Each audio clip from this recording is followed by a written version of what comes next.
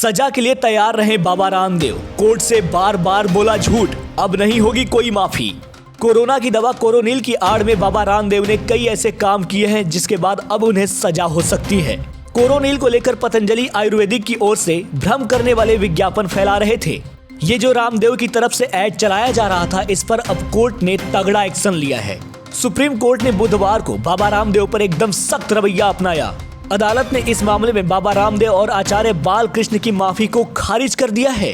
Supreme court ने कहा, हम अंधे नहीं हैं, पूरी चीज को देख और समझ रहे हैं। बाबा रामदेव और पतंजलि की तरफ से जो माफीनामा सुप्रीम कोर्ट को दिया गया था, सुप्रीम कोर्ट ने उसे खारिज करते हुए कहा है कि आप तैयार रहिए अवमानना की कार्यवाही के लिए। अवमानना मतलब सुप्रीम कोर्ट की बात ना मानना, बार बार उसकी अनदेखी करना।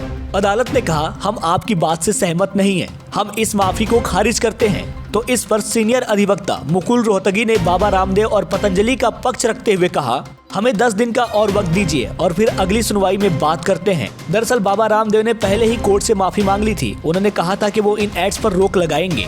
इसके बाद भी वो सारे विज्ञापन चलते रहे, जिसके बाद अदालत ने उन पर सख्त रुख अपना लिया है। अदालत ने कहा, माफी कागज पर है, उसके बाद भी आपने चीजें जारी रखी। अब हम आपकी माफी को खारिज करते हैं और उसके बाद एक्शन के लिए तैयार रहिए। हम आपको समझाते हैं कि कोर्ट में क्या हुआ। जस्टिस अमानुल्लाह ने कहा कि हम अंधे नहीं हैं। इस पर पतंजलि का बचाव करते हुए वकील मुकुल रोहतगी ने कहा कि लोगों से गलती हो जाती है। इसके बाद इस दलील के जवाब में बेंच ने कहा कि गलती करते हैं तो लोग उसका खामियाजा भी भुगतते हैं। इस मामले में उतनी उदारता नहीं दिखाएंगे। वहीं अदालती कार्रवाई शुरू होते ही बाबा रामदेव का बयान मुकुल रोहतगी ने पढ़ा। उन्होंने कहा कि बिना किसी शर्त के माफी मांगते हैं। जस्टिस कोहली ने केंद्र सरकार पर भी सख्ती दिखाते हुए कहा कि आपने जानबूझकर इस मामले पर पर्दा डाला और अवमानना करने वाले के साथ दिखे। कोर्ट ने कहा कि आपके अधिकारियों ने इस मामले में कुछ नहीं किया। आपको जानकारी हो कि इस मामले में केंद्र सरकार ने भी आज इस मामले में एफिडेविट दाखिल किया है। सरकार ने कहा कि हमने पहले ही इन भ्रामक विज्ञापनों को लेकर पतंजलि और आयुर्वेद को चेताया था और कहा था जब तक आयुष मिनिस्ट्री की ओर से कोरोनिल की जांच जारी है तब तक आगे न बढ़ें।